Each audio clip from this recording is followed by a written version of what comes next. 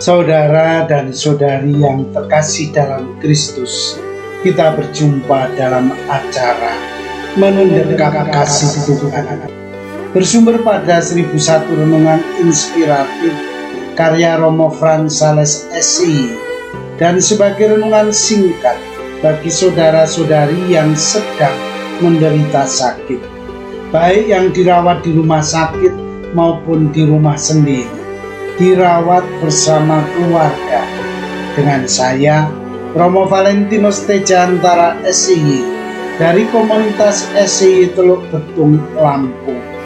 Pada hari ini kita ingin merenungkan tema biarkan Tuhan mengarahkan hidup ini. Suatu hari seseorang mendatangi saya.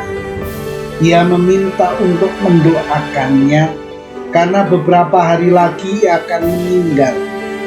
Saya sangat terkejut mendengar permintaannya. Kok orang sudah tahu hari dia akan meninggal? Bukankah hidup manusia itu berada di tangan Tuhan? Meski saya sangat terkejut, saya tetap melayaninya. Saya mendoakan orang itu. Yang saya doakan adalah agar orang itu mempunyai kerendahan hati.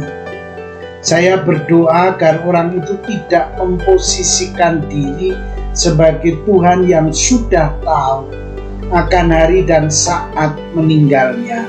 Mendengar doa saya itu, orang itu protes. Dia berkata, "Mengapa Romo mendoakan saya seperti itu? Saya sudah tahu pasti bahwa 3 hari lagi saya akan meninggal." Saya hanya tersenyum-senyum mendengar protesnya itu. Beberapa saat kemudian saya berkata, kita harus pasrah kepada Tuhan. Hidup kita ini ada di tangan Tuhan. Janganlah kita mendahului Tuhan. Orang itu tetap protes. Dia tidak punya sikap rendah hati. Dia merasa bahwa dia sudah begitu berkuasa atas hidupnya sendiri. 3 hari kemudian orang itu ternyata tidak meninggal. Ia masih diberi hidup oleh Tuhan. Saudara dan saudari yang dikasihi Tuhan, sering manusia merasa begitu berkuasa atas segala-galanya, termasuk atas dirinya sendiri. Apa saja direncanakan sampai sekecil-kecilnya untuk hidup ini. Padahal hidup kita ini berada di tangan Tuhan. Kita hanya menjalani hidup ini. Kita mengikuti kemana Tuhan mengarahkan hidup kita. Orang yang merasa begitu berkuasa atas dirinya biasanya orang yang kurang rendah hati, orang yang sombong, orang yang membanggakan dirinya sendiri, orang yang tidak mau membiarkan Tuhan yang Maha Pengasih dan Maha Penyayang itu menguasai hidupnya. Cepat atau lambat, orang seperti ini akan mengalami frustrasi dalam hidupnya.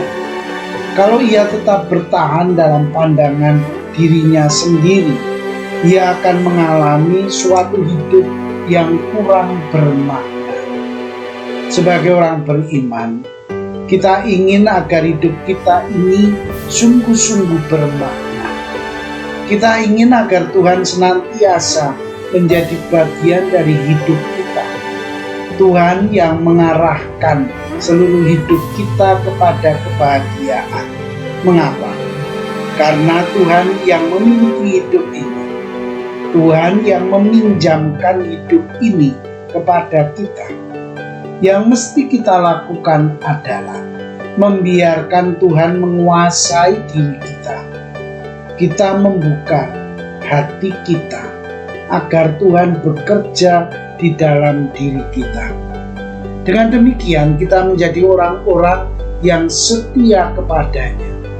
Kita menjadi orang-orang yang beriman teguh kepadanya. Mari kita tingkatkan hidup iman kita dengan menyerahkan hidup kita ke dalam kasih-Nya. Yakinlah, Tuhan selalu memberikan yang terbaik bagi hidup kita. Tuhan tidak pernah menyakiti hati kita. Tuhan selalu ingin membahagiakan hidup kita.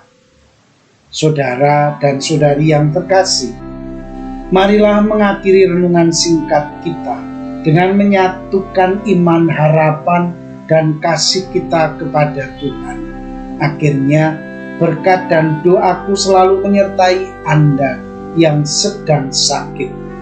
Semoga Tuhan memberi kesembuhan, kekuatan, dan ketabahan dalam memanggul salib hidup ini dan diberi semangat serta kesegaran. Doa dan berkat-Ku selalu menyertai Anda. Sampai bertemu dalam renungan selanjutnya.